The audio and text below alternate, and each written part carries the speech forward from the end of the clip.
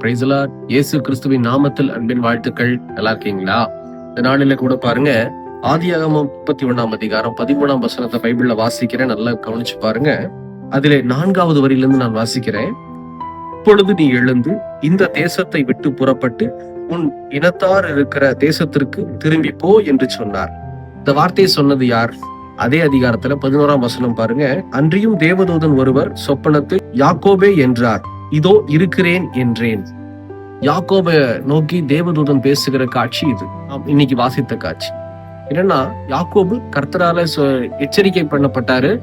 என்ன அப்படின்னா, நேற்று இடத்துல பார்த்தோம், இந்த தேசத்தை விட்டு உன்னுடைய இனத்தார் இடத்துக்கு போன்னு சொல்லி.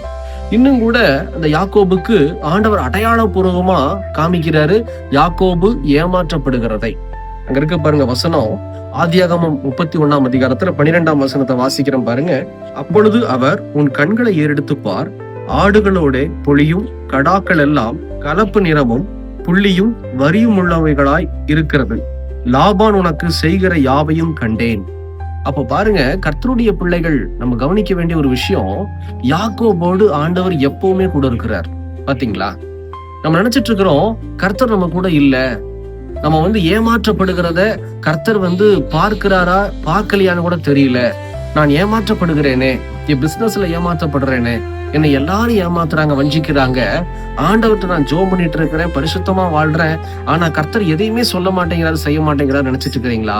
இன்னைக்கு யாக்கோபு தான் பெரிய எக்ஸாம்பிள். யாக்கோபோடு கூட இருக்கிறத அழகா காமிச்சிருக்கிறார்.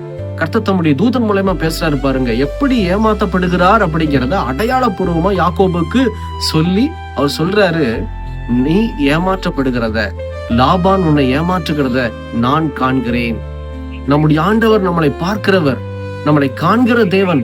தெரியுமா உங்களுக்கு? நம்மளை சுத்தி எப்பவுமே 24/7 ஆண்டவருடைய கண்கள் நம் மீது நோக்கமா இருக்கிறது. எனக்கு பிரியமான ஜனமே, நீங்க யாரால ஏமாற்றப்படுறீங்களோ அந்த ஏமாற்றுகிற காரியத்தை எல்லாத்தையும் ஆண்டவர் பார்த்துட்டு தான் இருக்கிறாரு. அப்ப நம்ம என்ன செய்யணும் அப்படின்னா, அன்னைக்கு யாக்கோபோடு கூட ஆண்டவர் இடைப்பட்டு பேசினார்.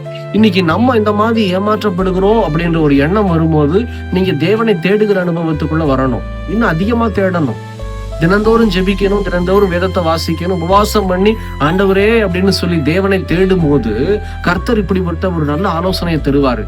சீக்கிரம் கிளம்பி போ, இந்த இடத்தை விட்டு வேற இடத்துக்கு போ, இந்த ஆபீஸ் உனக்கு வேண்டாம், வேற ஆபீஸுக்கு போ, இந்த பிசினஸ் நீ செய்ய வேண்டாம், வேற ஒரு பிசினஸ் நான் உனக்கு காமிக்கிறேன்னு சொல்லி கர்த்தர் மாற்றங்களை உண்டாக்குவார். மாற்றத்தை உண்டாக்குறதும் மாற்றத்தை உண்டாக்காம அதே இடத்துல ஆசீர்வதிப்பதும் எல்லாமே கர்த்தரால மட்டும்தான் முடியும். வேதம் சொல்லுகிறது, மனுஷனால் கூடாதவைகள் தேவனாலே கூடும் என்று சொல்லி. அப்ப தயவு செய்து நாம் என்ன செய்யணும் அப்படின்னா, கர்த்தர் நம்ம கூட இருக்கிறாருங்கிறத முதல்ல விசுவாசிக்கணும், நம்பணும். என் கூடவே தான் இருக்கிறாரு, என்னை விட்டு விலகவே இல்லை. அந்த நம்பிக்கை உங்களுக்குள்ள இருந்தாதான் தேவன் பேசுகிற வார்த்தை உங்க செவியில, உங்களுடைய இருதயத்துல பதியும். உள்ளுணர்வுல ஆண்டவர் பேசுகிறத நீங்க உணர முடியும். 2வது, நீங்க ஆண்டவர் சமூகத்துல ஜெபிக்கணும், ஆலோசனை கேட்கணும். ஆலோசனை கேட்காமையே நீங்க அதை செய்யறேன் இதை செய்யறேன்னு சொல்லி உங்க முடிவில் எடுத்து விடக்கூடாது. தேவ ஆலோசனைக்கு காத்திருக்கணும். யாக்கோபு பாருங்க, 3வது வசனத்துல கர்த்தர் சொல்றாரு, உன்னுடைய இனத்தார் இடத்துக்கு போன்னு சொல்லி. ஆனா மறுபடியும் 13 வசனத்துல தேவன் மறுபடியும் தூதன் மூலமா உறுதிப்படுத்துகிறார், அடையாளபூர்வமா உறுதிப்படுத்துகிறார். அப்ப இடைவேளை பாருங்க எவ்வளவு கேப் இருக்குன்னு.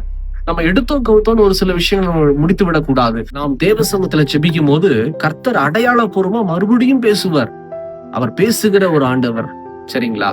தயவு செய்து நீங்க எல்லா சமயத்திலையும் தேவனை நாட பழகி கொள்ள வேண்டும். கர்த்தருடைய ஆலோசனையவே நீங்க நாடி பழகிட்டீங்க அப்படின்னா, உங்க வாழ்க்கையில எடுத்து வைக்கிற எல்லா காரியத்திலையும் கர்த்தர் உங்களோடு கூட இருந்து உங்களை ஆசீர்வதிப்பார். யாக்கோபோடு கூட இருந்தது போல, ஈசாக்கோடு கூட இருந்தது போல, நம்மோடும் கூட இருந்து தேவன் ஆசீர்வதிக்க அவர் வல்லமை உள்ளவராய் இருக்கிறார். விசுவாசிக்கிறீங்களா? செபிக்கலாமா? எங்களை நேசிக்கிற நல்ல ஆண்டவரே, இந்த வேலைக்காக ஸ்தோத்திரம். தகப்பனே, யாக்கோபு ஏமாற்றப்படுகிறதை அடையாளபூர்வமா இன்னும் ஆழமாய் தகப்பனே நீங்க சொல்லி, நான் உன்னை காண்கிறேன் என்று சொன்னீங்களேப்பா. எப்படி இங்க கூட இருக்கிறதுனாலதான் ஆண்டவரே இந்த காரியங்கள் எல்லாத்தையும் நீங்க பார்த்துட்டு எனக்கு நல்ல ஆலோசனை கொடுக்குறீங்க. யாக்கோப ஆலோசனை கொடுத்து திடப்படுத்தினது போல எங்களையும் திடப்படுத்துங்கப்பா. எங்களையும் நல்ல தகப்பனே ஆசீர்வாதமா நடத்துங்க, ஆலோசனை கொடுத்து நடத்துங்கன்னு சொல்லி யாரெல்லாம் தங்களுடைய வாழ்க்கையை உங்களுடைய கரத்துல தாழ்த்துகிறார்களோ அவர்களை தகப்பனே ஆசீர்வதியும், கூட இருந்து பலப்படுத்தும். இயேசுவின் நாமத்தில் பிதாவே, ஆமேன், ஆமேன். செபியுங்கள், தேவ ஆலோசனைக்காக காத்திருங்க. கர்த்தர் உங்ககிட்ட பேசுவாராக. God bless you.